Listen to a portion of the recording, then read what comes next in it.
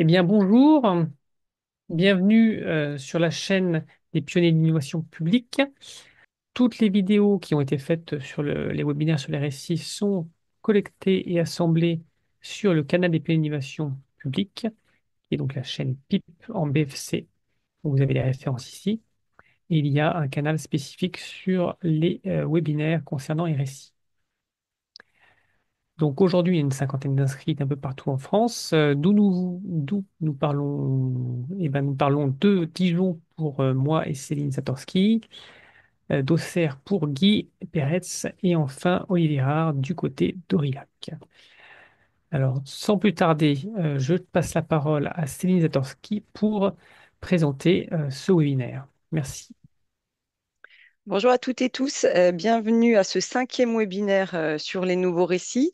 Donc moi je suis Céline Tatorski, je co-anime le réseau des pionnières et pionniers de l'innovation publique. C'est un réseau d'agents et d'agentes publics donc en Bourgogne-Franche-Comté qui agit aux côtés dans le cadre d'un partenariat institutionnel entre le Conseil régional de Bourgogne-Franche-Comté, le CNFPT de Bourgogne-Franche-Comté et le SGAR de Bourgogne-Franche-Comté. Et dans ce cadre-là, il y a plusieurs types d'actions donc, que je vous dresse rapidement. Il y a un programme de déformation. Je vous partagerai le lien dans la conversation dans quelques secondes. Donc, un programme de déformation proposé par le CNFPT autour des différentes méthodes d'intelligence collective, de facilitation théâtrale, graphique, ludique, facilitation grand groupe, bien sûr, et nouveaux récits. J'y reviendrai à la fin. On a le mois de l'innovation publique qui s'annonce et je vous invite pour celles et ceux qui le souhaitent à vous inscrire. Il y a une dizaine de visioconférences donc ouvertes à tous et toutes en France et dans le monde. Une dizaine de visioconférences où on parlera d'IA, on parlera de robustesse, on parlera d'économie régénérative, on parlera des jeunes sur le marché du travail et bien d'autres sujets encore. Et puis on a un temps de regroupement à Dijon les 17 et 18 novembre, où le 17 novembre sera plutôt consacré à la découverte d'ateliers, notamment un atelier prospective sur l'innovation publique, un atelier autour du temps avec une philosophe, des ateliers sur le management, la communication non violente. Et puis le 18 novembre, on a une journée défi autour des défis de l'action publique où les équipes seront constitué en équipe éditoriale pour rédiger des articles et répondre aux défis de l'action publique. Donc, je vous invite à vous joindre à nous. Et puis, donc, le troisième axe, ce sont les brigades de l'innovation publique. Ce sont des agents publics et des agentes qui peuvent intervenir pour d'autres collectivités pour appuyer un projet. Le dernier axe, c'est ce webinaire, ce sont ces webinaires, ce programme de webinaire sur les nouveaux récits qui est piloté par Guy Peretz, à qui je vais passer la parole, et Antoine Verechowski. Et nous sommes au cinquième webinaire. Et Guy, je te laisse la parole. Merci Céline, bonjour à toutes et à tous. Je suis Guy Peretz, je travaille au Conseil départemental de Lyon, plus particulièrement en charge des transitions écologiques, et effectivement membre de ce réseau dont vient vous parler Céline. Et pour ne pas perdre plus de temps, je vais bientôt passer la parole à notre intervenant. Simplement, rappel des consignes pour poser vos questions c'est dans le chat.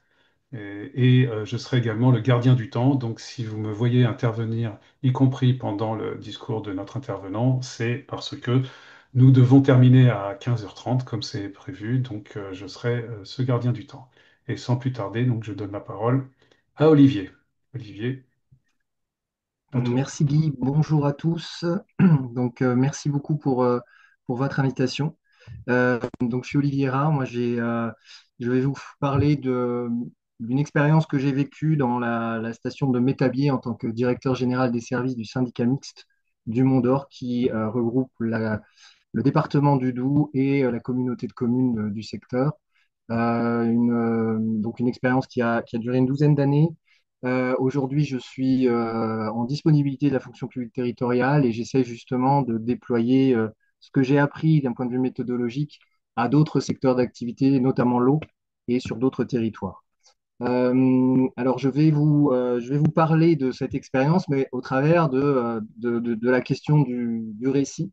Est-ce que vous voyez correctement l'écran? C'est bon?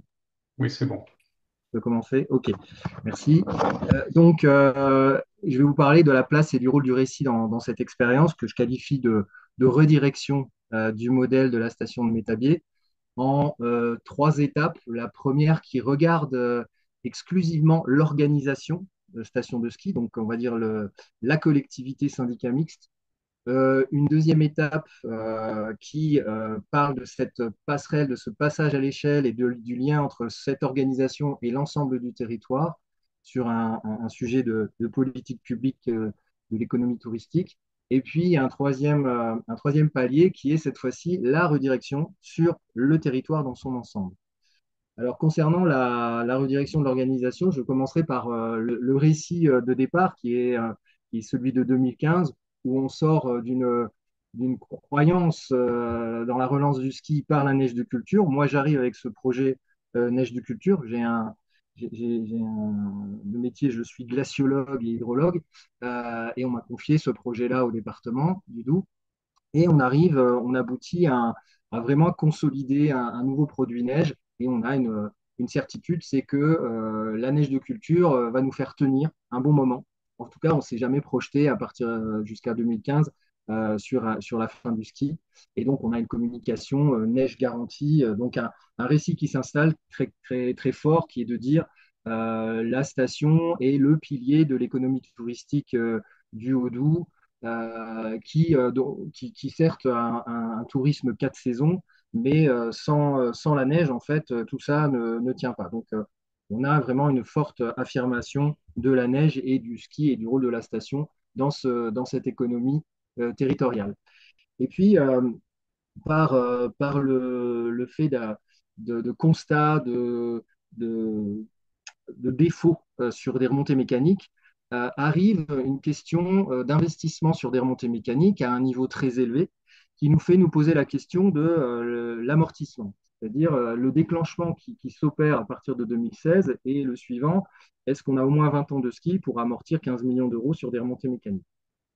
Et à ce moment-là, on investit le champ de connaissances avec mes collègues de terrain, donc on ne prend pas d'expertise extérieure, je reprends ma casquette de glaciologue et on produit de la donnée à la fois historique, donc c'est le graphique que vous voyez, et de la projection climatique, ce sont les petites cartes. Et ces deux éléments-là sont des éléments de récit, véritablement, donc, parce qu'ils ont marqué les esprits des élus, et c'est à partir de ces éléments-là qu'on peut dire, répondre à la question, non, nous n'avons pas 20 ans, et il faut envisager euh, une fin du modèle à l'horizon 2030-2035. Donc ces éléments de langage proviennent à la fois de mon analyse, mais également de la perception et des échanges que j'ai avec mes collègues de terrain. Et puis, comme ce n'est pas une mauvaise nouvelle et qu'on essaye de se raccrocher tous les espoirs permis, on me dit, mais si avec la neige de culture, on va y arriver, ce qui nous pousse finalement à avoir une approche multicritère qu'on n'appelle pas encore systémique. Donc, c'est le petit schéma qu'on a reconstitué par après, où effectivement, pour vraiment se dire oui, non, ça ne va pas tenir, on étudie un ensemble de paramètres, voilà, notamment les compétences, le parc de vie touristique, etc., qui nous confortent malheureusement dans cette idée qu'effectivement, il va falloir envisager la fin du modèle à l'horizon 2030-2035. Et donc, cette nouvelle, elle vient vraiment percuter le récit en place, c'est-à-dire celui où la neige de culture nous apporte une garantie, une culture commune à tout le monde, que ce soit l'entreprise ou la collectivité, c'est que on juge l'efficacité et la performance au regard de l'investissement. Le fonctionnement, la maintenance, tout ça n'a pas bonne presse. Et donc, on nous dit qu'on manque d'ambition. Et moi, le premier, qui suis directeur en plus fonctionnaire, hein, c'est un service public industriel et commercial, je suis le seul fonctionnaire. Et en gros, on me renvoie à ma posture de je ne suis pas un chef d'entreprise et je manque d'ambition. Donc, ces éléments-là viennent percuter et on s'en sort. Donc, on arrive à basculer, et c'est la première redirection fondamentale à la fois de notre modèle, mais aussi de ce récit. On s'en sort par une innovation technologique qu'on a appelée la méthode EVE, évaluation de la vulnérabilité des existants, qui nous permet de trouver des solutions techniques pour maintenir nos appareils sans les changer, et donc de les maintenir. Donc, on pose aussi le mot maintenance comme étant fondamental dans ce premier renoncement. Et on dit également, on pose la notion des compétences au cœur finalement de ce renoncement. On peut renoncer à ces investissements grâce à la maintenance opérée par les salariés. Et tout cela aboutit dans cette première étape à un nouveau récit qui est porté par cette fois-ci le président du syndicat mixte du Mont d'Or, Philippe Alpi. Bon, je vais vous passer juste un extrait pour bien comprendre. Je vais essayer de ne pas trop me. Il faut que je coupe le son.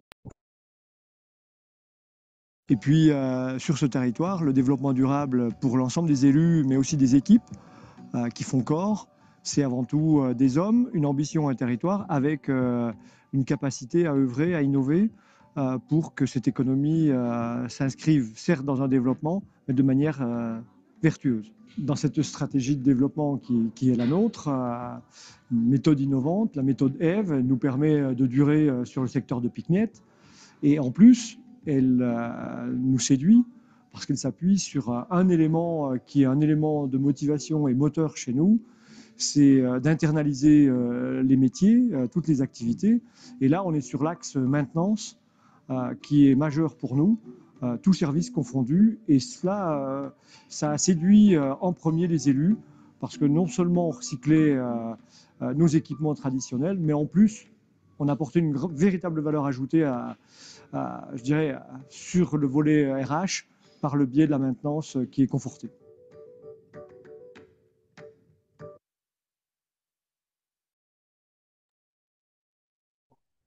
Très bien, Olivier, je pense que tu peux rallumer ton Ouais, micro. Voilà. Donc, comment tu voilà. peux qualifier, pardon, tu peux qualifier cette incarnation par du récit par le leader, parce qu'il est complètement approprié.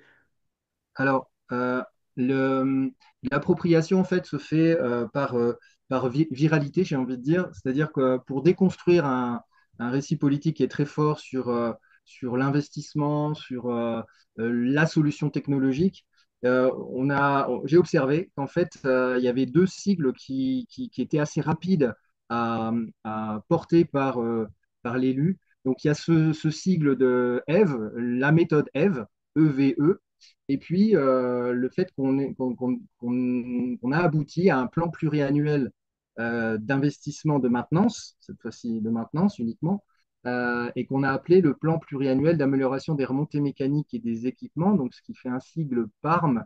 Et ces deux sigles, EVE et PARM, qui forcément évoquent autre chose que, euh, que ce qu'ils veulent dire, euh, ont vraiment pénétré les esprits des élus, et notamment de mon président, qui martelait en fait ces deux sigles.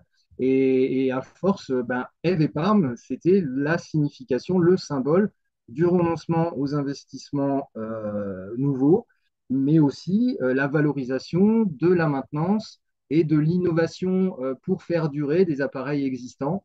Et donc, c'est un peu ce marketing qu'on a voulu faire par ce film-là.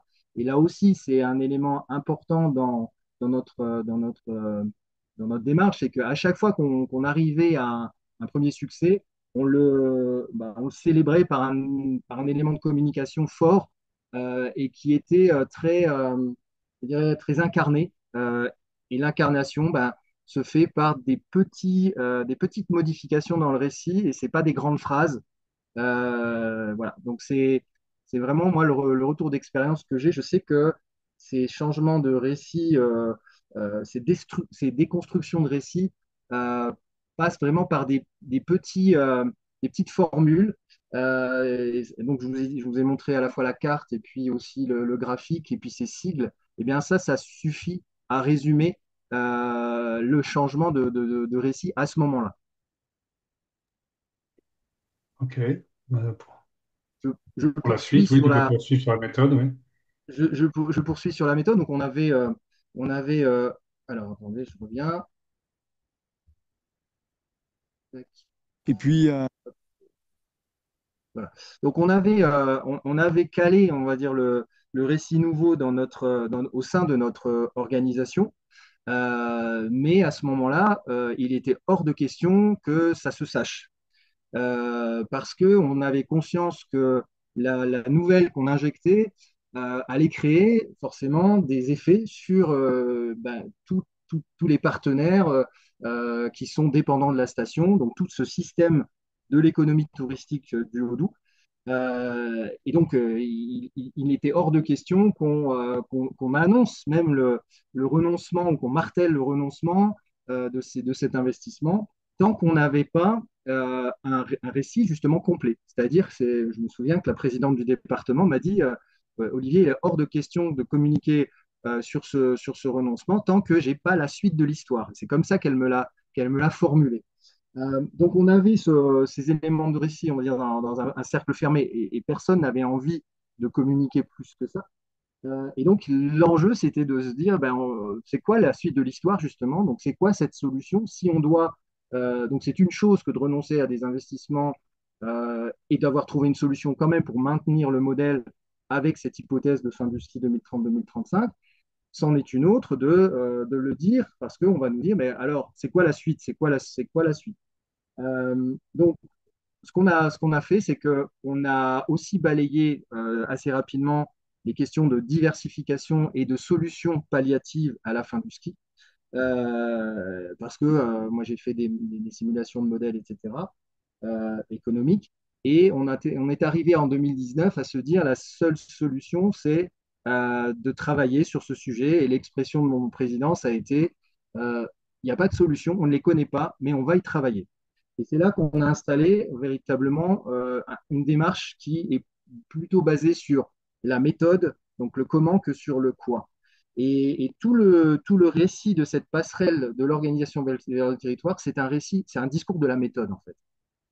Et donc, moi, j'ai commencé à travailler sur cette ouverture en allant raconter les décisions auprès de quelques partenaires de la station en mode confidentiel, donc avec des partenaires de confiance. Et quand j'allais voir ces personnes, eh bien, en fait, quelques semaines, quelques mois plus tard, elles revenaient avec des idées, des projets qu'elles peut-être traînaient dans leur tête, mais parce que les gens voient ce qui se passe, ils subissent également les effets du changement climatique. Et là, on vient les chercher en disant, vous savez, là, le pôle central est en train d'envisager la fin. Et donc, ben, émergent des idées. Et dans cette émergence d'idées, j'ai observé que eh bien, ça pouvait partir un peu dans toutes les directions. Donc, à la fois, j'ai senti une mobilisation, mais également un risque de voir partir un peu dans toutes les directions, des idées un peu peut-être farfelues ou qui allaient empirer la situation, ou en tout cas avoir des effets autres, par exemple sur la biodiversité, etc. Et donc, j'ai créé une marque qui est une marque de projet qui s'appelle Eau by Montagne du Jura, avec un branding et 5 valeurs clés, tourisme durable, l'humain au cœur des activités, l'économie circulaire, l'innovation, l'environnement, un truc qui ne venait que de moi, parce que j'étais seul, seul à piloter la démarche. Et je brandissais ça comme une bannière à dire, voilà, ça c'est la bannière du changement appuyé bien entendu par mon président et la présidente du département, qui avait injecté cette fois-ci dans leur récit la notion de laboratoire. Métabier, laboratoire de la transition. Donc on l'a vraiment matérialisé dans nos éléments de communication. Et eh bien, cette diffusion de la mauvaise nouvelle dans le système et ce retour des acteurs s'est vraiment concrétisé par des premières actions en 2019 et 2020, pas nombreuses, vraiment pas nombreuses, hein. Là, je mets 4 actions, je crois qu'il y en a que 4. Donc, d'opérateurs privés, euh, plusieurs actions sur le trail, donc c'est les images qui sont à droite de la diapo avec des espaces trail, un ultra trail et une structuration d'offres trail par un organisme qui s'appelle Espace Mondor et qui est devenu Espace Eau, preuve que cette bannière c'est finalement à percoler et les acteurs du terrain se sont appropriés. C'est un des premiers signes de résultats finalement quand les acteurs de terrain s'approprient des éléments de récit sans que vous le vouliez en fait. Ça veut dire que ça percole, ça veut dire que ça incarne progressivement. C'est vraiment, mais j'y reviendrai, cette idée de diffusion progressive et que ce récit, en fait, il s'invente pas du haut, il s'incarne, il se vit par des actions qui se mettent en place, par des moments peut-être parfois difficiles, comme on l'a vu sur le renoncement. Donc ce bloc trail, au départ, moi je le voyais un peu difficile parce que l'ultra trail n'est pas forcément le projet le plus vertueux. Mais quand j'ai vu que c'était vraiment un projet d'entreprise, là oui, ça prenait tout son sens. Il y a un autre projet qui s'appelle Au Sport, qui est la fédération des clubs outdoor sur le massif du Mont d'Or. Donc c'est un regroupement d'associations. Il y a un autre projet avec lequel j'ai pu embarquer un commerçant, c'est Jurassic Vélo Tour, donc un commerçant de métabier qui vivait un peu du VTT, mais concentré sur la station. Il a saisi l'opportunité d'un projet du parc naturel du Haut-Jura. Et moi, je l'ai accompagné sur toute cette incertitude de construction d'un nouveau modèle économique où on doit collaborer avec des partenaires qu'on ne connaît pas, donc des partenaires hors du territoire ou des partenaires publics. Donc moi, dans cette ingénierie, je me suis mis au service, en fait, je me suis mis au service. J'ai fait ce que je pouvais. Quand je ne pouvais pas, eh bien, je prenais un expert extérieur. Et puis, il y a un dernier projet qui est aussi très structurant et emblématique, c'est le sport adapté où là, bah, une structure qui s'appelle Apache Évasion dépendait beaucoup de la station, que ce soit été-hiver, et avait du mal à pousser des projets qui paraissaient fantaisistes, comme la thérapie avec les ânes, ou qui étaient dérangeants parce que ça obligeait d'installer un ponton sur le lac Saint-Point, un ponton adapté au Grand Jet pour faire du nautisme adapté. Et là, c'est pareil, je me suis mis au service pour aller travailler avec les collectivités, trouver des terrains, accepter l'installation d'un ponton, etc. Et ce qui était aussi intéressant dans cette démarche-là, c'est que euh, forcément, on allait travailler sur le propre récit de cette organisation qui était un peu bloquée sur cette idée de les personnes en situation de handicap ne sont pas des clients comme les autres, voire ne sont pas des clients du tout. Donc, il y a eu un gros travail sur le récit interne pour aboutir à la conclusion si ce sont des clients auxquels on doit de la qualité. Et donc, à chaque fois qu'on avait installé ces actions, il y avait une communication particulière et qui venait du coup incrémenter progressivement et montrer que l'intuition qu'on avait d'aller au plus près des acteurs de terrain, même avec une mauvaise nouvelle, mais assez dure, et avec de l'assistance qui était opérée par moi, eh bien, on arrivait à installer progressivement de nouvelles actions et donc du coup des nouveaux éléments de récit. Et ça nous a permis de dire, on n'a pas la fin de l'histoire, par contre, on sait comment on va la construire. C'était vraiment cette idée de dire, donc on peut élargir la zone d'information de la mauvaise nouvelle de départ, c'est-à-dire le fait qu'on renonce aux investissements neufs sur les remontées mécaniques. On envisage même la fin de potentiel du ski à l'horizon 2030-2035. Et fin 2020, là, il y a une communication et des délibérations voilà, qui se prennent au département, la communauté de communes, et donc une diffusion large d'un projet de transition pour la station qui tient en 4 points. Le maintien du ski sans investissement en neuf, en anticipant la fin potentielle du ski à l'horizon 2030-2035, et qui donc là sacralise la vertu de la maintenance et des compétences des salariés, une diversification des activités qui est limitée. On a juste fait transformer notre luge d'été en luge sur rail. Là, on casse le récit dominant de la diversification égale solution, donc de cette idée de l'hyper-solution. Euh, on pose le point comme fondamental des parcours professionnels en disant les solutions viendront des professionnels. Donc, on mise sur leur capacité à trouver leur propre solution.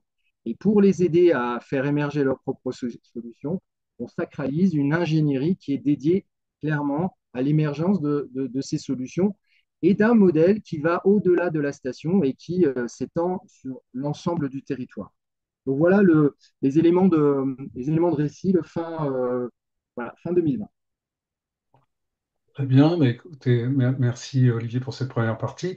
Nous n'avons pas de questions, mais j'en ai une pour lancer un peu le débat. On peut prendre 5 ou 10 minutes pour les questions. Si vous en avez, n'hésitez pas à les écrire dans le chat. En fait, tu viens de parler d'ingénierie. Comment est-ce que tu peux qualifier ce type d'ingénierie? On est sur l'ingénierie de process, hein, ingénierie voilà, quel mot tu pourrais mettre sur ce type d'ingénierie qui est un peu particulière, il me semble. Oui, alors c'est une ingénierie, je dirais hybride, parce que en fait, moi je me suis placé à un endroit où j'apportais de la tension, c'est-à-dire en apportant de la mauvaise nouvelle, ben, je mets forcément de la pression et de l'injonction et de la peur, hein, je suscite de la peur.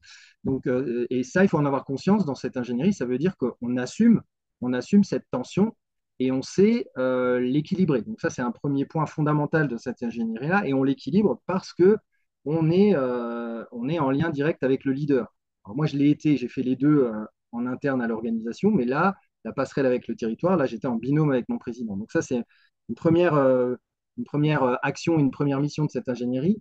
Je dirais que la deuxième, euh, elle est de l'ordre de la maïeutique, c'est-à-dire d'accompagner les acteurs dans un processus d'apprentissage pour faire émerger leurs propres solutions. Donc, on est en accompagnement. Alors, on utilise les outils de facilitation d'intelligence collective, etc., etc., mais en gardant la contrainte très forte des éléments qui s'imposent à nous. Donc, on est toujours avec cette épée de Damoclès de la fin du ski. Donc, pour ne pas rêver à côté. Et donc, on apporte énormément de contraintes dans un processus d'apprentissage.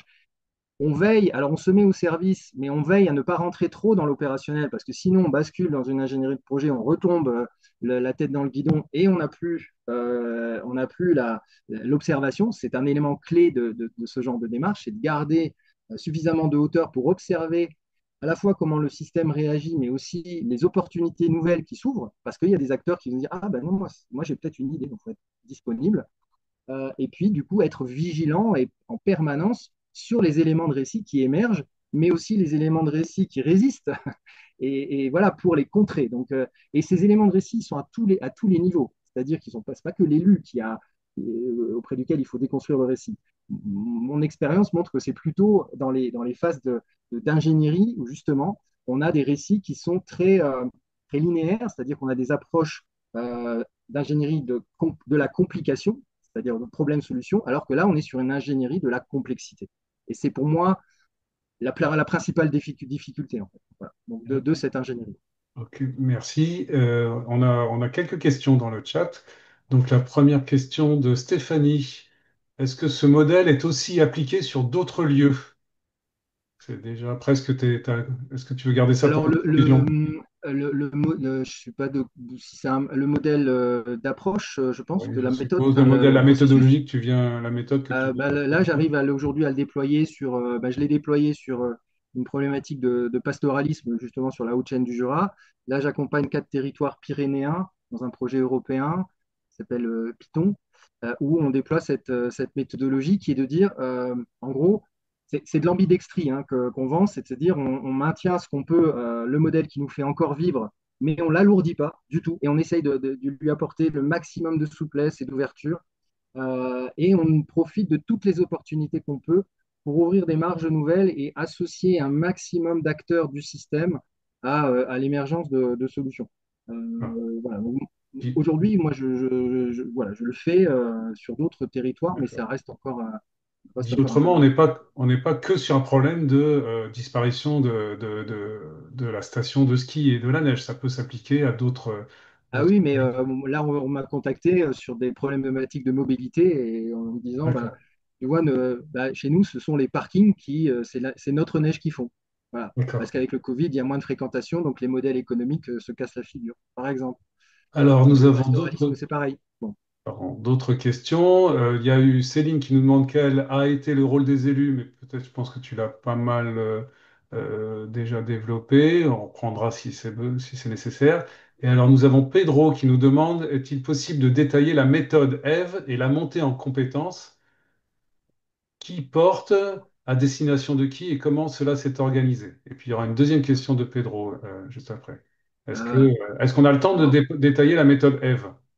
j'ai peur qu'on n'ait pas le temps, mais en 2 mots, c'est une méthode qui utilise des signaux microsismiques et qui permettent de comprendre les micro-vibrations des structures, notamment là, des structures métalliques, des remontées mécaniques, qui nous ont permis de comprendre que les défauts ne venaient pas, on n'arrivait pas à comprendre avec les solutions classiques, mais avec les ondes microsismiques, on a compris que ça venait des massifs béton. Donc, on est passé d'un programme de 15 millions à 2 millions. Voilà. Donc, c'est une méthode qui s'appuie sur des modèles de structure. Bon, je ne vais pas rentrer dans le détail, mais en tout cas, voilà. Merci. C'est Donc des méthodes là, déjà c'est très utilisées sur les spécialisé. ponts. Sur les ponts, oui, c'est très spécialisé. C'était D'accord. une méthode déjà utilisée sur les ponts et les structures métalliques, et nous, on l'a appliquée avec la tutelle du ministère des Transports, puisqu'on est dans le domaine du transport public, qui a validé la méthode. Pour l'anecdote, elle s'est pas déployée parce qu'en fait, on était en train de casser le marché. Voilà. De casser le marché du neuf, en fait, hein. On vient perturber une culture. En fait, dès qu'on commence à vraiment transformer quelque chose de manière systémique, vous n'avez que des ennemis. Voilà. Donc, il faut bien partir de ce principe, hein. Le système cherche à garder son homéostasie, ce qu'on appelle, hein, l'équilibre. Donc, il y a rien dedans, en fait. Donc, tout est bataille, hein. D'accord. Nous avons une deuxième question de Pedro. Comment arrivez-vous à garantir la cohérence autour des 5 valeurs de la méthode en laissant la liberté à des acteurs privés? Alors, justement, on est dans cet équilibre précaire. Moi, j'aime bien utiliser cette image du funambule sur un fil. Euh, Parce c'est un gars d'une station québécoise qui m'a dit ça. Il m'a dit, en fait, ce que tu fais, c'est de l'improvisation contrôlée. Et on est en permanence entre, effectivement, des interactions désordonnées et des interactions ordonnées. Et cette alternance, en fait, c'est le principe même du changement des systèmes complexes. Donc, si on veut... Alors, tout est mouvant. Tout est mouvant. On le verra après, mais sur le territoire, on a posé aussi des critères d'émergence qui nous permettent de cadrer un minimum les émergences. Euh, et j'ai envie de vous dire que finalement, ça s'autorégule parce que autant là, moi, c'est moi qui étais seul à accompagner les porteurs de projets dans leurs émergences, autant ensuite, on a compris qu'on ne pouvait pas faire, on ne pouvait pas continuer à faire ça, qu'il n'y ait qu'une seule personne qui soit un peu le juge de c'est bon, c'est pas bon. Par contre, ce qu'on a fait après sur le territoire, on a fait des communautés d'acteurs, des groupes de travail, des cellules d'émergence non pilotées par des élus, avec des critères d'émergence et du coup, ben, en fait, ça s'autorégule. C'est-à-dire que on constate vraiment une autonomie de gestion par rapport aux contraintes. Donc ça fonctionne en autonomie de gestion. Ça s'autorégule en fait. Alors D'accord. faut l'accompagner, hein, mais ça s'autorégule.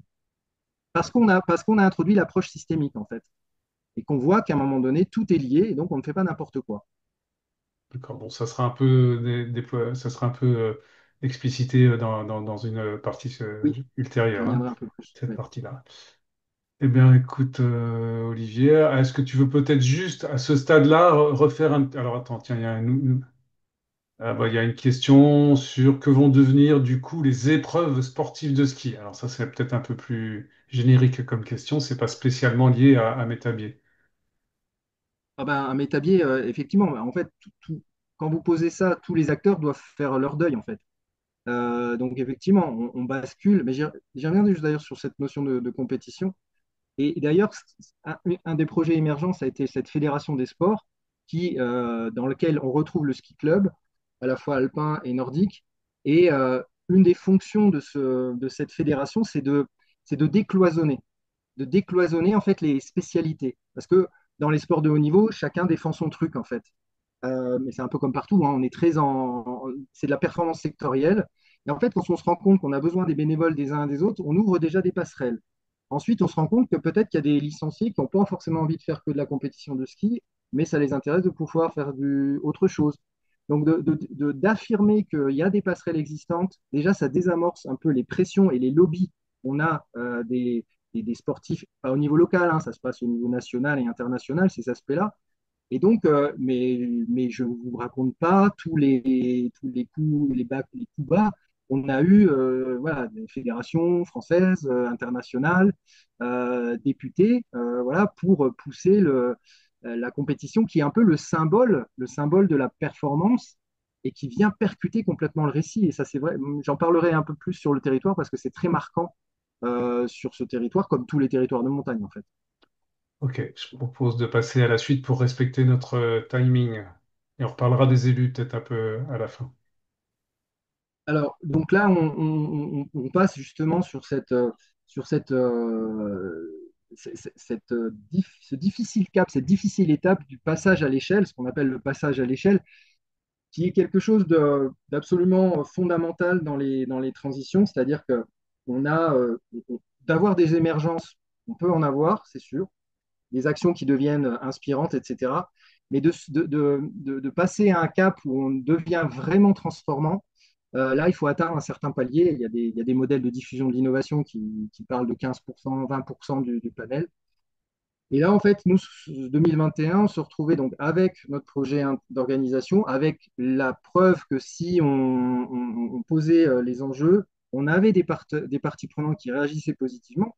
Sous-entendu, 99% des autres parties prenantes étaient pas favorables, hein. Donc, voilà, on démarre avec quelque chose de très hostile. Donc, il faut profiter de toutes les occasions pour justement marteler ce succès-là. Et on a profité en 2021 de plusieurs fenêtres favorables. Donc, un événement européen en 2021 qui était le lancement des États généraux de la transition du tourisme en montagne à Métabier avec Joël Giraud, secrétaire d'État à la ruralité, donc à la montagne. Un événement européen dans le cadre de la stratégie de l'Union européenne pour la région alpine, ce qui nous a permis d'obtenir aussi des fonds financiers, hein. Ça aussi, mais ce n'est pas l'objet du webinaire. Mais sachez que de toute façon, là-dedans, on a toujours trouvé des moyens financiers pour financer tout ça, sans difficulté. Ça nous a permis de créer un site internet qui est devenu finalement notre portail de l'innovation ouverte et où on a posé systématiquement tout ce qu'on faisait, toutes nos ressources. Donc, vous allez aujourd'hui sur odoo.com, vous avez vous avez tout. Donc, ça, c'était vraiment l'ouverture de la communication et l'affirmation de notre démarche de transition qui prenait vraiment corps, alors que je vous le dis, la grande majorité de tout le système était opposée à ça. Il faut bien se rendre compte. Donc, on était un peu dans le forcing en termes de communication, mais on voyait toujours pareil qu'il y a toujours des parties prenantes que ça intéresse de venir travailler. Donc, on était à la fois dans une affirmation d'une mauvaise nouvelle et en même temps, on disait, ben, ceux qui ont envie de venir travailler, venez. Et on a notamment, donc nous, un des enjeux, ça a été de mobiliser ces parties prenantes. Parce que c'est pas parce que vous dites que vous arrêtez que spontanément le reste du système va vous suivre. Il est encore hyper dépendant de vous. Donc il faut remuer la pulpe, hein. Et donc ça, on a utilisé des outils comme le design fiction, l'idéation par exemple, pour ouvrir le champ des possibles auprès de parties prenantes qui a envie de se projeter un peu plus loin. Euh, et je donne des exemples parce qu'en fait, ça permet de voir les sujets qui étaient posés à ce moment-là et qui vont devenir aussi des points de travail très importants. Un scénario qui a émergé, c'est la COO, qui est une utilisation à la fois de matériel, mais aussi de compétences. Et ça, c'est très intéressant. Euh, et par exemple, ça a percolé par la suite pour vraiment travailler sur cette notion des compétences et des métiers. Et donc, je vous en parlerai tout de suite après, hein, vraiment de mettre les métiers et les compétences au cœur du récit, un peu comme nous, on l'avait fait en interne, c'est-à-dire vraiment d'affirmer que, j'aime pas forcément cette terminologie, mais plutôt que de parler de capital matériel, parler de capital humain. Donc ça pose vraiment ce concept-là, ça donne l'autorisation en fait, ça nous ouvre des autorisations à injecter des terminologies qui font peur ou qui sont mal connotées écolo bobo, tout ce que vous voulez. Voilà, donc ça nous donne des autorisations. Et c'est vraiment cette notion d'autorisation, il faut vraiment l'avoir en tête, hein, parce que on peut hacker le système à un moment donné, mais si on n'obtient pas les autorisations, de toute façon, le système, il va vous éjecter. Un deuxième scénario qui là a été très révélateur, c'est justement cette idée-là aussi de dire il n'y a pas de solution toute faite. Cette idée que on remplace le ski par des activités de pleine nature a abouti sur un scénario qui s'appelle le non à la montagne interdite, qui met en évidence que si tout le monde navigue sur la montagne, en fait, il va y avoir des conflits d'usage et des pressions telles sur les milieux naturels qu'à un moment donné, le législateur voilà, va sanctionner et on aura une interdiction d'accès. Et ça nous a vraiment alerté de dire il y a un vrai enjeu de travail sur cette notion-là. Et on a lancé une thèse en psychologie sociale et environnementale sur le massif du Mont d'Or, qui est en train d'être finalisée là, par Lucie Brelet de l'Université de Nîmes. Et elle a commencé par 60 cartes mentales auprès d'agriculteurs, de forestiers, de chasseurs, de pratiquants d'activités pleine nature, de naturalistes, et elle a synthétisé ça, qui pour moi est aussi un élément de récit, parce que ça parle énormément, une carte mentale synthétique de comment les gens perçoivent leur montagne, en termes d'intrusion, de dérangement, etc. Et on observe des choses très intéressantes, et à partir de là, elle a construit toute une démarche pour aller vers un jeu avec de coopération entre parties prenantes. Donc le jeu est en train d'être finalisé. Mais voilà, ça nous a vraiment ouvert un nouveau champ d'investigation. Un autre qui est fondamental et dont on a un peu parlé, c'est cet aspect identitaire fortement lié aussi à la compétition. Moi, j'aime bien observer en fait ces aspects-là. Et vous savez, peut-être, vous ne savez pas, mais ce qui caractérise beaucoup notre massif du Jura, c'est le ski nordique. Et on a un événement international qui s'appelle la Transjurassienne. Et là, le scénario faisait émerger le fait qu'on pouvait continuer à garder dans le récit, dans l'imaginaire collectif, la, la Transjus, mais qu'elle pouvait aussi se dérouler sans neige. Donc après, il y a des activités un peu fantaisistes, mais ça permettait de dire, en gros, l'essentiel, si on doit renoncer à quelque chose, il y a des choses auxquelles on ne peut pas renoncer, mais qu'on va pouvoir véhiculer d'une autre manière. Si notre identité est nordique, elle peut continuer à être nordique sans neige. Qu'est-ce que ça veut dire être nordique? Donc on a relevé des valeurs parce qu'on a eu l'occasion de faire à partir de 2022 un nouveau diagnostic sensible, cette fois-ci à l'échelle du territoire, avec une soixantaine d'entretiens euh, faits par Claire Le Boisselier, que j'ai recruté comme chef de projet Avenir Montagne à partir de 2022. Et ça a permis de relever en fait justement qu'est-ce qui constituait cette identité, ces valeurs-là auxquelles on ne peut pas renoncer. Dans la redirection écologique, il y a un élément fondamental qui est le renoncement. C'est-à-dire qu'on ne peut pas faire quelque chose si on ne renonce pas à ce qui finalement nous pénalise. Et donc, sur le nordique, ben, les valeurs qui ont été mises en évidence, c'est ce lien, ces liens à soi, aux autres et à la nature. On s'est dit, en fait, pareil, le ski est un moyen d'accéder à ces valeurs-là. Et ça, c'est très fondamental de s'autoriser aussi à raconter ça dans une démarche de transformation, à dire, mais en fait, ce qui nous lie, ce à quoi on tient, c'est de cet ordre-là. Et à partir de 2022, comme on avait cette légitimité, on a encore affirmé encore plus cette notion de transition à l'échelle du territoire, jusqu'à aboutir vraiment à un discours qui était très fort fin 2022, qui dérangeait énormément. Mais comme on avait la légitimité à venir montagne, on a pu aller vers cette fois-ci l'instance de collectivité qui était logique en termes de portage, qui était le syndicat mixte du Pays du Haut-Doubs. Et là, l'enjeu, c'était justement ce passage de relais entre un élu qui était mon élu, Philippe Alpi, président du syndicat mixte du Mont d'Or, vers le président du syndicat mixte du Pays du Houdou, Patrick Jean, qui pour l'instant était resté complètement sous la touche, parce que c'est la patate chaude hein, de s'emparer de ce genre de choses. Et donc là, on était à une nouvelle confrontation de récits très forte, c'est-à-dire à l'échelle du territoire, un modèle tourisme 4 saisons dépendant de la neige avec une identité nordique très forte stimulé et symbolisé par les compétitions, avec des nouveaux éléments de récit qu'on ne voulait pas voir, c'est-à-dire que finalement l'imaginaire qui était collé à ce modèle n'était plus le bon. On avait une perte de lit, on avait un épuisement des professionnels du tourisme, il y avait une baisse du nordique, évidemment, avec un enneigement qui baisse, des tensions énormes sur le recrutement ou les compétences.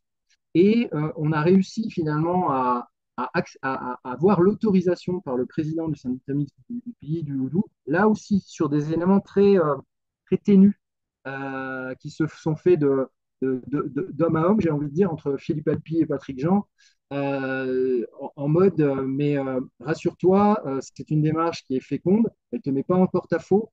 Là, nous, on constate qu'on a un vrai enjeu de lier tourisme et loisirs. Faisons confiance aux professionnels parce qu'il y en a qui s'engagent et on n'est pas en train de venir questionner systématiquement les finances publiques. Ce sont des professionnels qui ont une conscience de leur modèle économique et qui sont capables d'investir, et qui sont capables d'investir à partir du moment où on leur donne un sens collectif.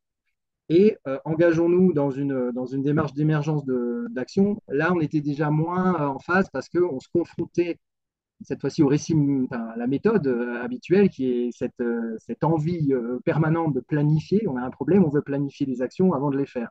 Donc on a accepté de dire que oui, on allait faire une planification, on l'a appelé le master plan, mais on a dit qu'il serait systémique et régénératif. On a eu l'autorisation d'utiliser ces termes bien avant de savoir à quoi ça correspondait. Mais notre essentiel, c'était d'obtenir des autorisations à travailler dans dans cette idée-là, en reproduisant la méthode qu'on avait réalisée à Métabier. Et donc là, on est fin 2022, début 2023, et du coup, un nouveau champ d'autorisation nous est ouvert. Bon, on n'a pas de questions là dans le chat. Est-ce que tu peux justement maintenant nous parler un peu de l'appropriation de ces éléments, du modèle en redirection par les acteurs du territoire? Alors, le moment charnière justement de ce passage à l'échelle, donc on est en avril 2023, on a eu une année 2021 où on a commencé à agiter le système avec des parties prenantes hors de la station qui étaient curieuses, qui étaient un peu plus éveillées par rapport aux enjeux ou déjà aussi impactées dans leur modèle économique. Quand je dis parties prenantes, c'est à la fois privé et public, hein, puisqu'on avait des communautés de communes engagées qui s'occupent du VTT, du ski de fond.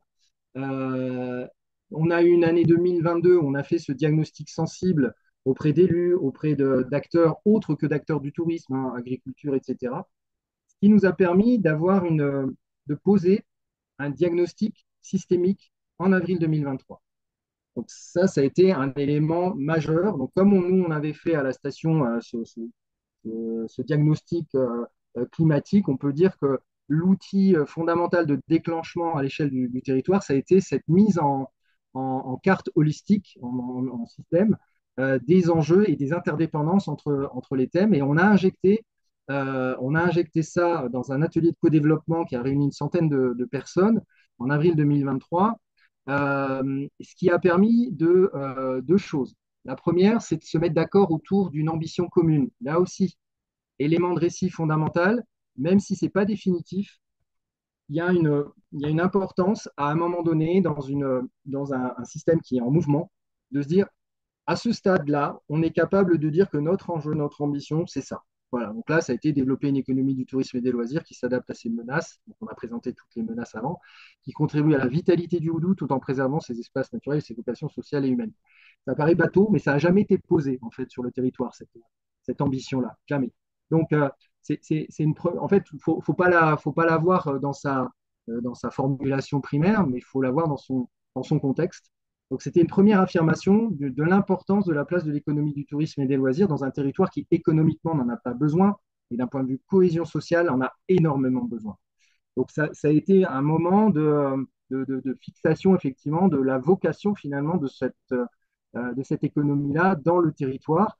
Et donc, on l'a injecté, on a fait un film avec, sous forme de dessin animé, avec des personnages comme cela, un film très sombre, vraiment très sombre, où on finit par ce défi-là et on enchaîne assez vite sur le dire, mais en fait, on a les capacités d'inventer, mais on ne va pas inventer n'importe quoi, parce qu'au vu de ce qu'on vous a présenté, c'est-à-dire les forêts qui brûlent, la ressource en eau qui disparaît, etc., donc vraiment le truc sombre, hein, d'ailleurs, le film est construit de la façon suivante, on parle de la carte postale idéale, c'est-à-dire le marketing du tourisme actuel, et on est en couleur et on passe en gris et en noir et tout s'effondre en fait. Donc ça c'est le film qu'on injecte à cet atelier.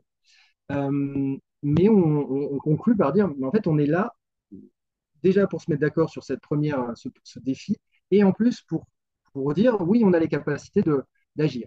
Et donc ce que je vous disais pour l'organisation où j'ai posé des critères pour éviter que ça parte dans tous les sens, là on a eu beaucoup plus de temps d'élaborer des critères d'émergence de solutions, s'inspirant notamment de l'économie régénérative, mais vraiment collés à la représentation systémique qu'on avait fait pour faire en sorte que les actions ne soient pas des actions sectorielles, mais des actions qui jettent systématiquement des liens avec d'autres secteurs. Donc, on soit vraiment que l'action soit elle-même systémique.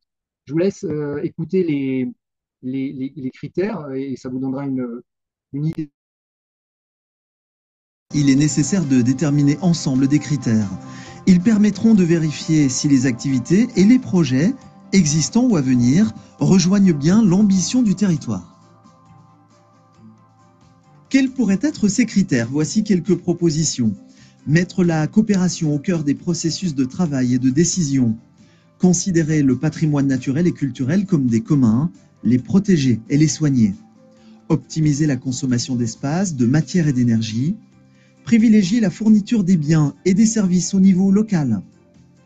Favoriser la location et le partage plutôt que la propriété de biens. Valoriser au juste prix et rétribuer de façon équitable. Équilibrer les contributions publiques, privées, associatives et citoyennes dans des modèles économiques. Déployer des offres à forte valeur humaine ajoutée. Et enfin, préserver et enrichir la mixité sociale. Collectivement, nous pouvons agir, nous mettre en mouvement. Des chantiers sont déjà ouverts. La préservation des métiers et de l'emploi, la transformation de la station de ski de Métabier en station de montagne et la mutation de l'offre nordique. Quels seront les projets prioritaires? C'est maintenant à nous de les définir. Voilà. Donc, en fait, donc tout ça, ça a permis. Il est nécessaire de déterminer ensemble des critères. Un peu de mal à passer à la suivante après le film, je suis désolé. Tac. Donc ça a permis de légitimer vraiment des chantiers à mener tout de suite. Et donc là aussi, c'est cette idée d'affirmer que on n'attend pas que la planification soit faite pour agir. C'est-à-dire qu'on met les acteurs en mouvement et s'il y a des occasions et on cherche ces occasions à agir vite, eh bien on les met tout de suite en action. Mais comme on a eu une vision holistique, on sait que l'action qui va, et des critères, on sait que l'action qui va émerger va être le plus juste possible. Et donc ça permet de réaliser des actions concrètes, de montrer aux gens qu'ils ont la capacité d'agir et à partir de là, ils sont même promoteurs en fait de la démarche et ça entraîne d'autres acteurs. C'est ce qu'on a vérifié, notamment les exemples sur les métiers. Et donc, quand on voit que l'efficacité aussi part justement de changement d'éléments de récit, ou par exemple sur les métiers, le groupe de travail partant du constat que le monde du travail est en pleine mutation déjà post-Covid, mais avec l'enjeu de transition, de transformation forcément des modèles, fuite des métiers donc, on observe un premier obstacle, hein, refus de changer, c'est aux autres de faire, c'est aux jeunes de s'adapter, c'est pas à nous, entrepreneurs, etc. Et donc c'est normal, hein, on cherche en fait ce point bas où on ne sait pas. On cherche vraiment d'admettre qu'on ne sait pas et de la prise de conscience que c'est complexe, il n'y a pas de solution toute faite. Et à partir de là, on anime un collectif pour dégager des intuitions collectives. Et dans le cadre des métiers, il y a des super intuitions qui ont émergé. Le groupe de travail a consolidé ces intuitions par une enquête auprès de leurs collègues entrepreneurs. Donc, il y a 800 parties prenantes qui ont été interrogées par les entrepreneurs. Hein, voilà. J'ai aidé, bien sûr, puisque mon rôle, c'était de mettre mon ingénierie à leur service. Et on a diffusé, et la manière de diffusion est très intéressante parce que ce sont les acteurs eux-mêmes qui se sont mis en scène, en fait, pour dire, nous assumons complètement nos constats et nous sommes responsables. Tout ça en lien complet, permanent avec les instances décisionnelles. Et je vous dis, on est dans un cadre où on autorise ces communautés d'acteurs on appelle ça des cellules d'émergence, à travailler en autonomie avec une ingénierie qui assure le lien. Donc, un exemple justement de.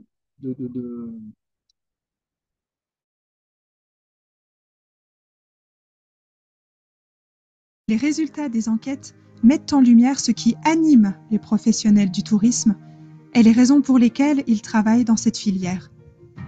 La valorisation de leur territoire, les liens humains, les liens avec la nature et l'histoire du Haut-Doubs. Les acteurs du tourisme et des loisirs se retrouvent donc autour de belles valeurs. Ils sont fiers de leur travail et de ce qu'ils produisent. Mais cela ne suffit pas à se maintenir en bonne santé. Il est urgent d'agir.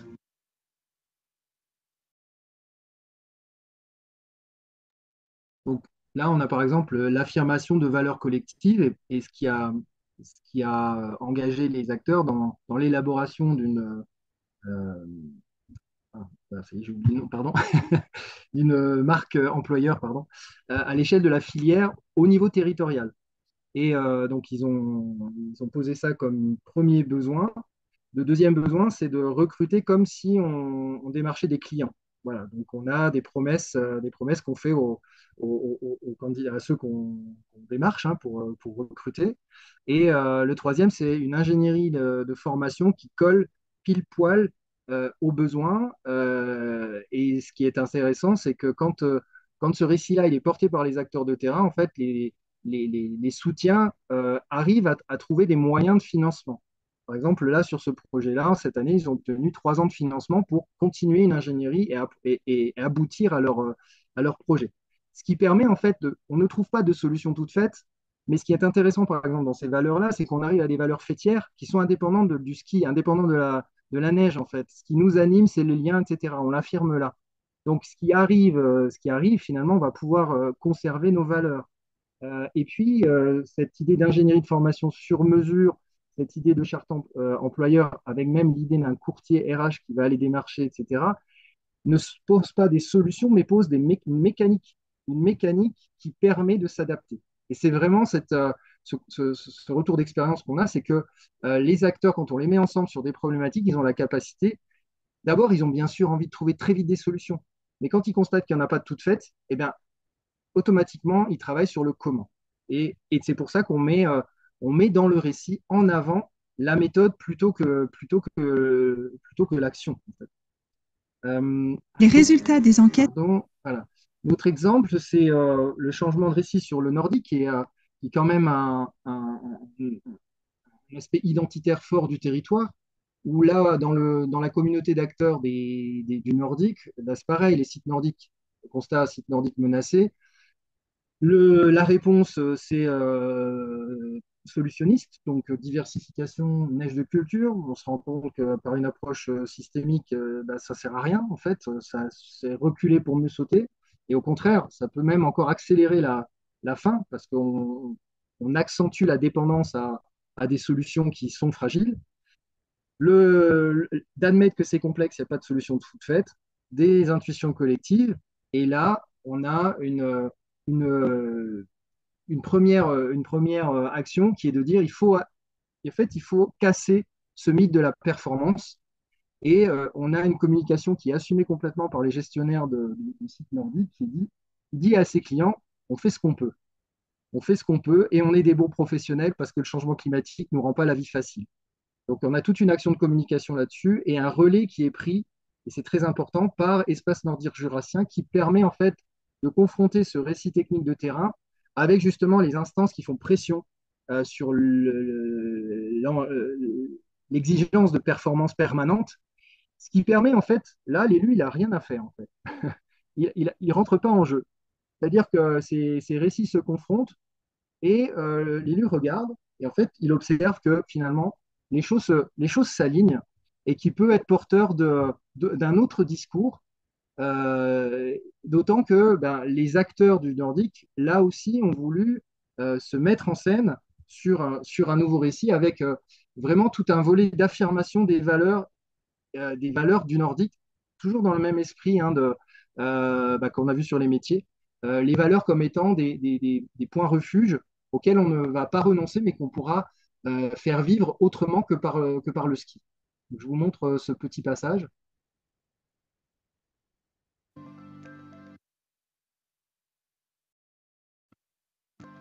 C'est du partage avec beaucoup de personnes, du partage avec un territoire et la nature, sans cesse renouveau de paysages, parce qu'on a beau pratiquer au même endroit avec la neige, sans la neige, des températures différentes.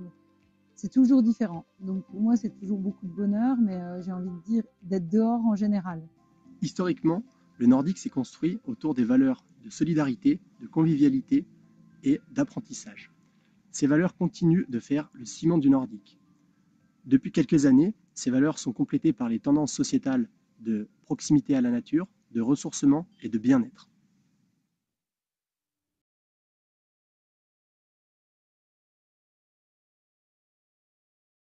Autrefois, on avait toujours une certaine variabilité, des hivers sans neige, des semaines sans neige, mais ce phénomène, il s'accentue de plus en plus avec le réchauffement depuis une vingtaine d'années. on constate effectivement une baisse de l'enneigement, des phases de redoux beaucoup plus marquées, des températures qui sont moins froides, plus élevées, notamment sur les sommets. On a comme référence la limite pluie-neige et on considère que cette limite, elle remonte environ de 10 mètres par an. On a un problème avec les attaques de Bostrijch. On va peut-être être obligé de fermer certaines pistes.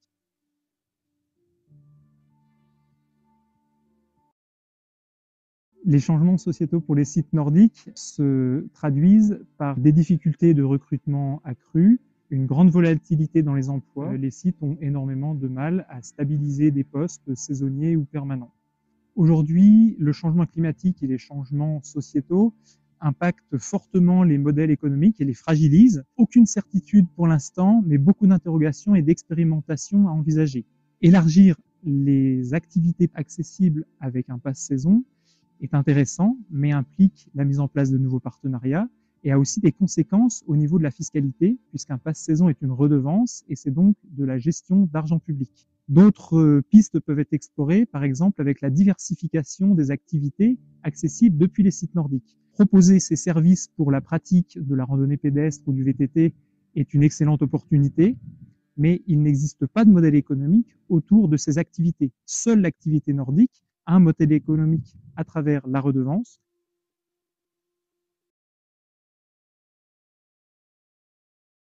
Ces changements et transformations nous obligent à trouver de bonnes pratiques et à être ingénieux. Depuis quelques saisons déjà, nous apprenons à travailler un manteau neigeux de plus en plus fragile. Pour cela, nous utilisons de nouveaux engins, beaucoup moins agressifs pour la faible couche de neige. Des tapis ou rouleaux tractés par des motoneiges ou des quads, des dameuses avec des chenilles en caoutchouc, et tout ça dans des conditions de neige particulièrement variées. On est un petit peu en mode laboratoire, alors des fois ça marche, et des fois c'est pas terrible. Ce qui est certain, c'est qu'on est capable de faire beaucoup mieux maintenant avec 15 cm qu'il y a 10 ans avec 30. Et dans tous les cas, le mot-clé reste la réactivité. Si la neige est là, il faut la travailler, et de la manière la plus efficace possible. Il n'y a pas de solution prédéfinie. Tout dépendra de la typologie des sites et des forces vives sur place. Notre conviction, nous, c'est la coopération. Partager la réalité du terrain, travailler ensemble et co-construire l'avenir. Et sur le territoire du Haut-Doubs, cette coopération, elle prend la forme de réseaux, de communautés d'acteurs, d'ateliers de création et de réflexion collective. Et c'est cette coopération qui nous permettra de nous adapter face à ces bouleversements et de construire ensemble les activités et le nordique de demain. Voilà, donc voilà, donc ce film, ce passage était un peu long, mais je le trouvais intéressant parce que là aussi, on voit comment les acteurs de terrain s'adaptent et affirment qu'en fait, ils peuvent être inventifs, mais que voilà, à un moment donné, il y a une rupture, que rien ne peut remplacer le modèle dominant et que la voie de sortie, c'est la coopération. Et tout ce mécanisme a abouti à la finalisation d'un master plan, d'ailleurs qui sera signé officiellement aujourd'hui, et qui réunit tous les financeurs, toutes les collectivités, les communautés de communes du Haut-Doubs, les financeurs. Et dans ce master plan, alors ce qui est intéressant, c'est qu'au départ, donc Patrick Jean, le président du Pays du Haut-Doubs, quand on avait obtenu l'autorisation d'engager cette démarche de master plan avec ce mot rassurant de master plan, il nous avait dit, bon, c'est une programmation à 5 ans. Et puis, au fil de la démarche, il a dit, mais non, en fait, on est en train de construire une stratégie au moins à 2040. Donc, déjà, il avait changé de nature au fil de la démarche. Et ce master plan, donc c'est déjà un objet qui existe, qui est tangible, et tant mieux. Finalement, il est le réceptacle d'une trentaine de projets qui ont émergé et qui sont déjà la plupart en cours par ces ateliers, par ces communautés d'acteurs. Et il affirme presque pour la moitié de ce document la méthode, c'est-à-dire cette idée de communauté d'acteurs, d'émergence, d'approche systémique, d'ingénierie liée à l'émergence, etc. Voilà, donc on est, et avec ces critères d'émergence qu'on a posés dès le début. Donc voilà, toutes les fiches actions, en fait, sont rédigées avec ces principes-là Et voilà, on a aujourd'hui quelque chose qui est finalisé et qui va continuer à vivre parce que Claire Le Boisselier, qu'on a vu dans le film, elle va poursuivre sa mission au pays du Houdou pour continuer d'animer la démarche. Et c'est vrai que c'est une animation qui doit encore perdurer, voilà, parce que quand on regarde, je dis, les modèles de diffusion de l'innovation, on voit qu'on a besoin de passer des paliers de 15 à 20% de l'effectif. Donc, je ne sais pas exactement à quel stade on en est aujourd'hui en termes d'effectifs, mais on n'a pas passé, je pense, les 20%, donc ce qui sous-entend qu'il y a plus de 80% qui ne sont pas encore embarqués, hein. Voilà. Donc, euh, ce sont des démarches qui avancent palier par palier. Et dans ces paliers-là, en fait, ces paliers sont marqués par des éléments de récit nouveaux qui viennent à la fois déconstruire le récit existant et progressivement en construire un nouveau. Merci Olivier. Nous sommes parfaitement dans le timing.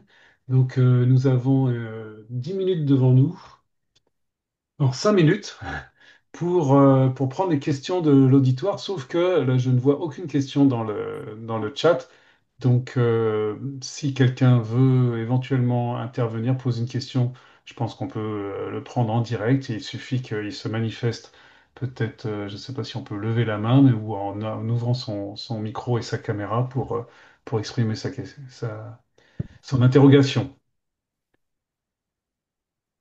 Et alors, si le temps que ça vienne, j'ai une question. Il y a déjà une question dans le chat, mais je vais déjà poser ma question. Olivier, ce que tu nous as montré va un petit peu, est assez différent d'autres approches de mise en récit des territoires où clairement, ce qui nous était proposé dans différentes interventions, c'est grosso modo sur la base sur le principe que pour imaginer, pour construire l'avenir, il faut d'abord l'imaginer.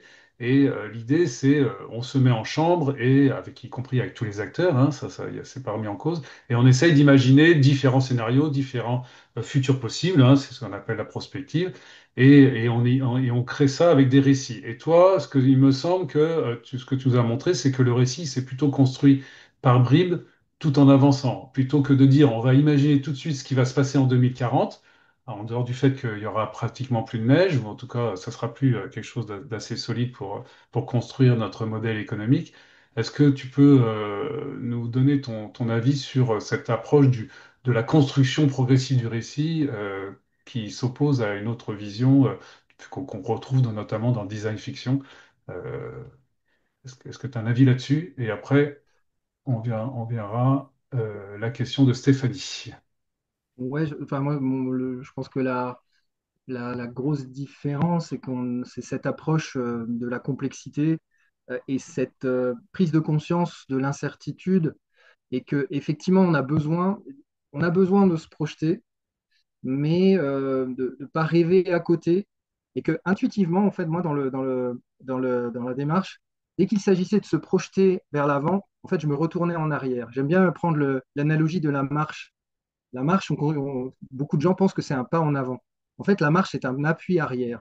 Et quand, moi j'ai eu affaire dans l'organisation, en fait, je me suis ancré sur nos valeurs. Voilà. Avant de poser le pas en avant, je m'ancre sur nos valeurs. Quand il s'est agi d'aller voir les acteurs, je me suis tourné vers les acteurs avec qui j'avais déjà des relations fortes de confiance. Je consolide mon appui arrière. En fait, et là, ce qu'on voit, c'est les valeurs, voilà, sur quoi on s'ancre avant de se projeter en avant. Moi, je vois trop de démarches, effectivement, où on fait phosphorer les gens. D'ailleurs, c'est qui les gens? Et moi, je suis très attaché au fait de dire il faut aller vers ceux qui ont le plus à perdre en fait dans ces transformations. C'est notamment les professionnels qui vont devoir réinventer leur modèle économique, réinventer leur métier. Et donc, c'est vraiment cet ancrage avant la projection vers l'avenir et aussi cette idée que, mais je crois qu'il soit, moi, j'ai rien, enfin, j'invente rien, mais Lévi-Strauss, Latour le disent, c'est le récit, c'est un construit social, c'est quelque chose qui se construit par l'épreuve. On est dans l'épreuve. C'est parce qu'on a passé une épreuve qu'on se dit, ça, c'est notre nouveau récit. Euh, et comme je vous dis, on a besoin de se projeter vers le futur, d'imaginer des choses pour ouvrir un peu les chakras, s'autoriser voilà, à rêver un peu, mais tout de suite de la contrainte pour dire attention, on ne va pas partir dans n'importe quelle direction. Donc c'est un dosage, c'est vraiment cette marche sur le fil là. Et voilà. Donc, Merci. en tout cas, c'est vrai que ouais, c'est pas moi je crois pas absolument pas au récit inventé qui va embarquer un système comme ça parce qu'il y a un Messie. Il a eu du mal, hein, Jésus, à convaincre. Hein, donc Ok, voilà. merci. J'ai une question, mais je suis pas sûr de la comprendre. Je vais la relire et si Stéphanie veut peut-être préciser, elle demande, est-ce que le soutien de nos voisins est inclus ou silencieux? Je ne sais pas si tu comprends la question, Olivier. Stéphanie, est-ce que vous pouvez éventuellement préciser votre question? Nous met un Ah petit... oui, je peux avoir le son. Bonjour Voilà. tout le monde, excusez-moi, j'étais peut-être pas très claire en même temps. Je parlais de nos voisins suisses. Ah, Comment est-ce que, parce qu'ils sont en périphérie, on est d'accord, quand on prend le site de Odoum-Étabier, ils sont vraiment en périphérie, ils sont nos voisins, ils sont même à l'intérieur du parc. Comment ils sont inclus? Est-ce qu'ils sont rentrés dans cette démarche? Est-ce qu'ils sont aussi dans les mêmes inquiétudes? Est-ce qu'ils sont aussi sur un modèle identique? Comment vous avez travaillé avec eux, Monsieur Errard? Moi, j'ai pas travaillé avec eux. Maintenant, il y a un projet qui a émergé qui est la valorisation du Mont d'Or avec une vocation culturelle, où là, il y a des passerelles qui sont faites avec la Suisse via l'Association de développement du Nord vaudois. En fait, dans ces démarches-là, il faut avoir une démarche systémique dont on a la maîtrise. Donc, et on est déjà dans l'approche de la complexité. Alors, on peut s'amuser à complexifier, mais vous connaissez le proverbe qui trop embrasse mal étreint. Donc, on est vraiment dans Exactement. cette idée-là. Donc, c'est la capacité à vraiment embarquer. Et on constate que finalement, cette passerelle, elle se met naturellement en place, mais sur la base d'un projet.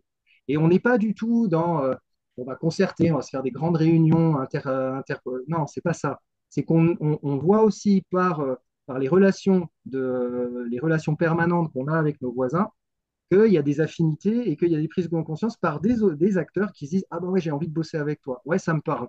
Et ça construit, ça constitue une action émergente. Et donc, il y a un beau projet d'ailleurs qui candidate à un Interreg sur la valorisation culturelle du Mont d'Or.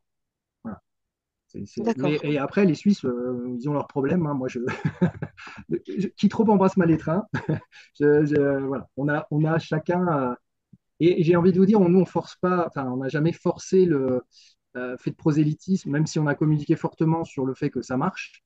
Mais on a conscience qu'en disant cela, on vient heurter beaucoup, comme je vous dis, toutes les strates du système, que en permanence. Moi, je le vis, je l'ai vécu dans la démarche sur le pastoralisme, sur la Haute-Chaîne, je le vis aujourd'hui sur le projet européen pyrénéen. Et comme je sais que c'est normal, ben, je le gère en fait. Et j'accompagne. Et ma plus-value, elle est là-dessus en fait. Elle est sur l'accompagnement de ces frictions, de ces confrontations méthodologiques, des confrontations de récits. Moi, je gère que de la confrontation en fait dans ces démarches de transformation. alors justement, Olivier, est-ce que tu peux nous apporter tes conclusions sur cette démarche, sur la place le rôle du récit dans cette question de redirection et de Oui, territoire? alors pour la matérialiser, j'ai envie d'utiliser cette petite balance où finalement euh, la- l'indicateur de réussite d'une redirection, d'une transformation, c'est qu'effectivement, le récit a changé. C'est plus le récit qui change qui est un indicateur de changement que l'inverse, en fait. Donc, ce n'est pas le récit qui impulse le changement, c'est le changement qui s'incarne dans un récit nouveau. Et que finalement, l'enjeu, c'est de remplir un nouveau réservoir sémantique et symbolique. Ça, c'est un terme qu'un chercheur marocain m'a soumis quand j'échangeais sur ce qu'on avait fait. Il m'a dit, en fait, tu as construit inconsciemment un réservoir sémantique et symbolique dans lequel finalement tu vas puiser en fonction des circonstances, de l'auditoire, pour construire des éléments de langage, des éléments de communication. Mais ces éléments de récit, ils s'accumulent. Hein, et donc il y a Eve, Parme, Masterplan, etc., ingénierie, qui viennent progressivement remplir un réservoir, éjecter des éléments de récit qui n'ont plus lieu d'être. Et l'idée, c'est que cette bascule se fasse. Et ce qui est fondamental dans ces process, c'est qu'on est tous acteurs du récit, c'est-à-dire que il y a le leader, bien entendu, qui est, on va dire, le porte-parole principal du récit. Mais si aux différents maillons de la chaîne, en fait, ça coince, ce récit ne sera jamais incarné. Donc, c'est des points de vigilance, mais très bêtes, hein, sur des terminologies qu'on utilise dans l'administration. En fait, on se rend pas compte, hein, mais on est hyper conditionné. On est hyper conditionné à un récit dominant et on se rend plus compte. Et en fait, des fois, on déverse un discours qui est juste un copier-coller, notamment dans les transitions. Voilà. Moi, j'observe voilà, des programmes d'aide qui sont des stéréotypes un peu descendants. Et ben ça, il faut lutter, faut déformer, etc. Enfin, voilà, tout est, rien n'est fait pour que ça change. Et dans chaque acte de parole et de discours, en fait, on observe ces obstacles, en fait, sémantiques et symboliques. Donc, voilà, moi, je sais que c'est une hyper vigilance que j'ai aujourd'hui sur la manière dont s'exprime chaque maillon d'un système. Et bah, je diffuse progressivement des contre-propositions qui ne sont pas de mon invention, mais que j'ai entendues de la part des acteurs qui, eux, sont déjà en mouvement. Voilà, donc c'est quelque chose bah, de systémique au final, hein.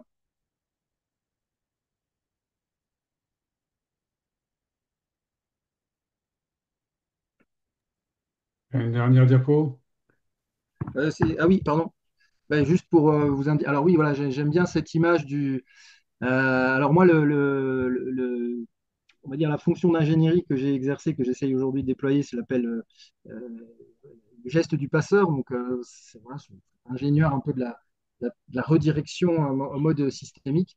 Et ben, j'ai raconté l'histoire de cette aventure de Métabier dans un livre que j'ai appelé Le Passeur, où il y a des encarts méthodologiques justement sur bah, toute l'approche systémique et la posture de l'animation avec des enjeux de communication qui transpirent systématiquement dans ce récit-là. Voilà. Merci, merci Olivier. Je pense que nous n'avons pas d'autres questions, donc c'est visiblement très clair et je vais passer la parole à Céline qui va nous Oui, merci. interroger. Oui, oui, je n'avais pas de questions, moi, et pourtant j'en avais quand on a préparé, mais Olivier a intégré les réponses dans ses propos, donc c'est plus complexe pour moi. C'était très clair, merci beaucoup. Avant de passer à la conclusion, donc on est parfaitement dans les temps, et j'aimerais vous poser trois questions, et je vais vous inviter, mesdames et messieurs, à réagir via la conversation dans le chat. Et ma première question est la suivante. Que retenez-vous de cette intervention, de l'intervention d'Olivier, s'il vous plaît? Une chose, merci en plus les questions, c'est parfait. Une chose que vous retenez, s'il vous plaît. Donc les valeurs, l'improvisation maîtrisée, les petites phrases, le réservoir sémantique, la progressivité, le travail collectif, les émotions et non la réalité.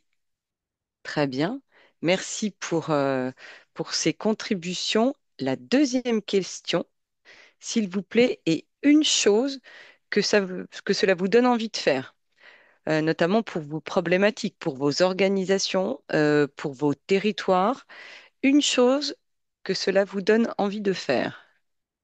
Donc, lire le livre d'Olivier, alors pour les agents et agentes du Conseil régional de Bourgogne-Franche-Comté, on l'a. On l'a, donc on peut le prêter, hein, c'est fait pour. On l'a acheté pour le diffuser. Donc, n'hésitez pas à nous solliciter pour ça.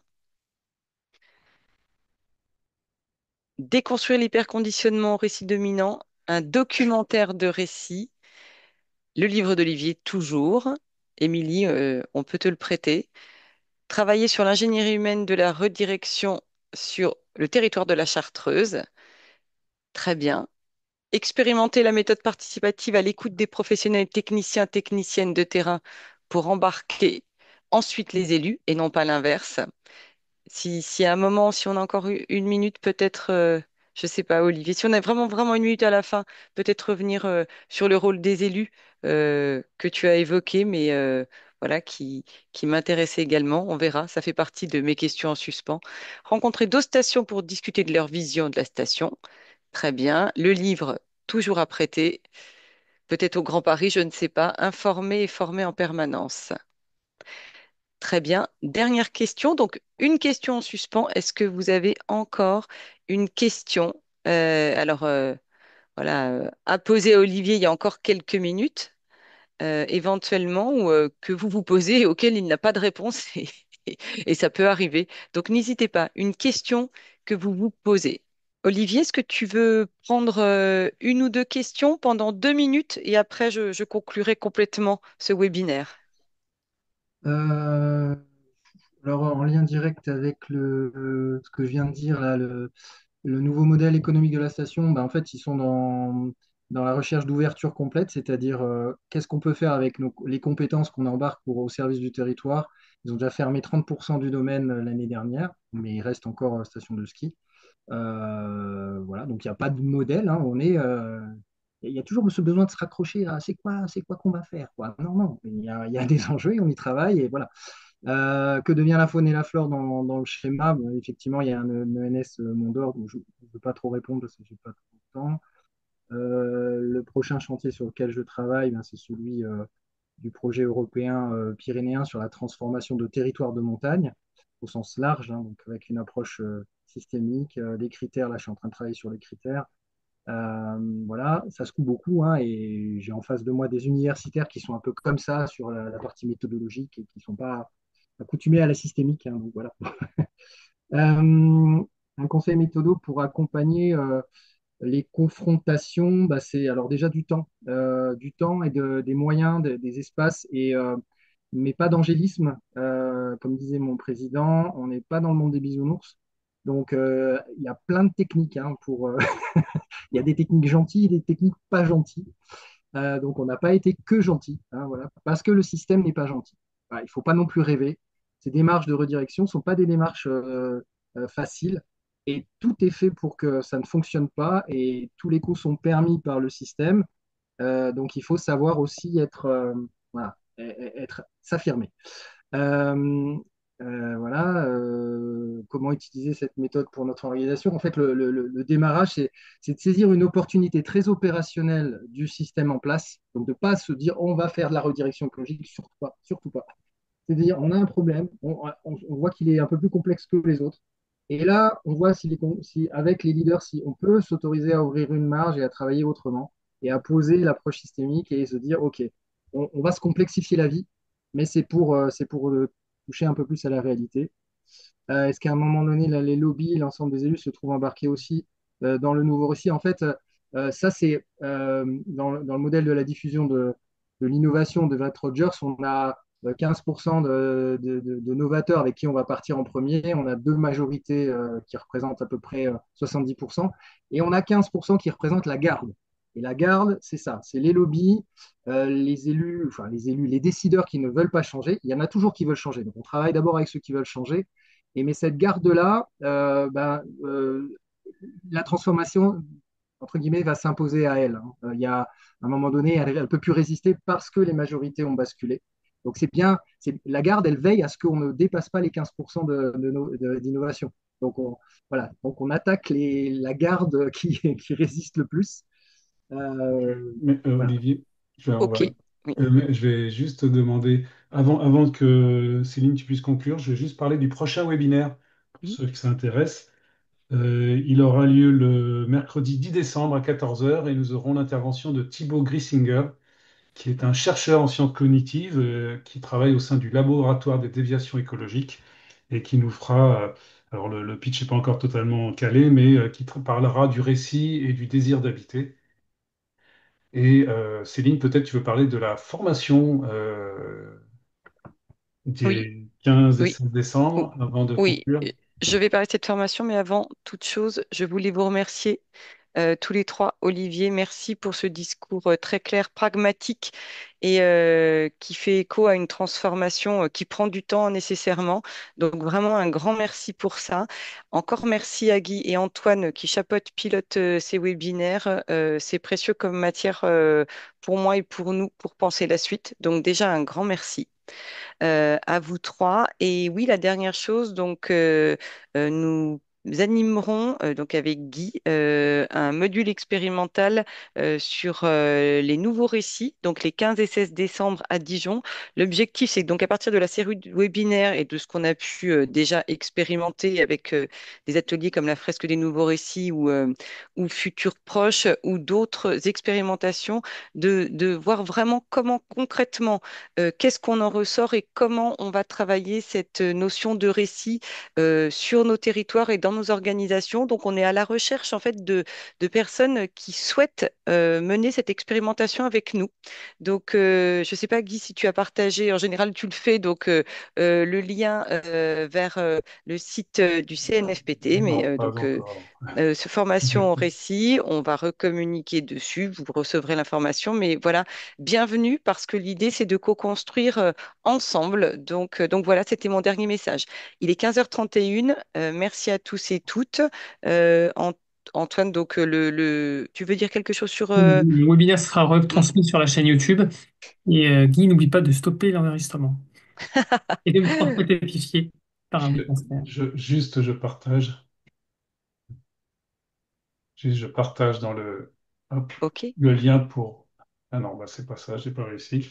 Avant de terminer, je vais partager le lien pour la formation au nouveau récit. Juste le temps de le faire. Hop, voilà. Merci Comme beaucoup. ça, Je vous et souhaite je une belle semaine, une belle journée et à très bientôt.